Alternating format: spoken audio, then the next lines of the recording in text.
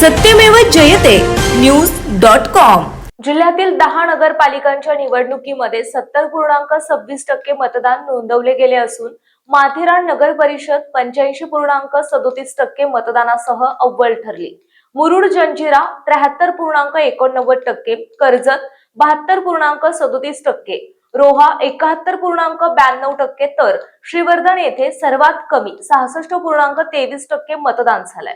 Alibag, pen, Murud Janjira, Roha, Shrivardhan, Mahad, Uran, Khopoli, Karjat आणि माथेरान या 10 नगरपालिकांसाठी मंगळवारी मतदान पार पडले। 10 नगराध्यक्ष पदांसाठी 34 उमेदवार तर 209 नगरसेवक जागांसाठी 575 उमेदवार मैदानात होते।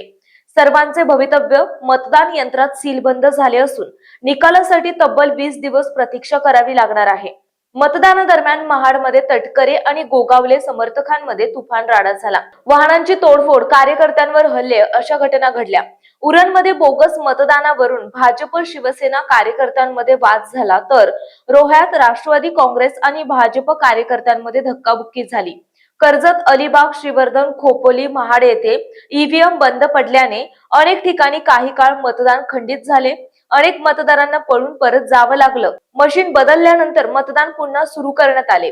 माथेरानमध्ये 5 लाखांची रोकड जप्त करण्यात आली। जिल्ह्यात इतर ठिकाणी किरकोळ बाचाबाचीचे प्रकारही घडले। दरम्यान मुंबई उच्च न्यायालयाच्या नागपूर खंडपीठाने मोठा निर्णय घेत सर्व नगरपालिका आणि नगर परिषदांचे निकाल 21 डिसेंबर रोजी एकाच दिवशी जाहीर करण्याचे आदेश दिले आहेत। 20 डिसेंबर पर्यंत एक्झिट पोलवर बंदी असेल। न्यायालयाने निरीक्षण केले की काही भागांचे निकाल आधी आल्यास उर्वरित मतदानावर मनोवैज्ञानिक परिणाम होऊ शकतो। म्हणूनच पारदर्शकतेसाठी सर्वांचे निकाल एकाच दिवशी घोषित करावेत। विरोधकांनी या आदेशावर भाजपावरील सेटिंगचा आरोप केला असून आमदार निलेश राणे यांनी भाजपला वेळ देण्यासाठी हा डाव रचला असल्याचंही म्हटलं आहे। यावर मुख्यमंत्री देवेंद्र फडणवीस यांनी नाराजी व्यक्त करत हे यंत्रणेचे अपयश असल्याचं स्पष्ट केले। पहिल्यांदाच मतमोजणी पुढे ढकलली जात आहे, हे योग्य नाही। निवडणूक आयोगाने प्रक्रिया सुधारावी असे त्यांनी सांगितले।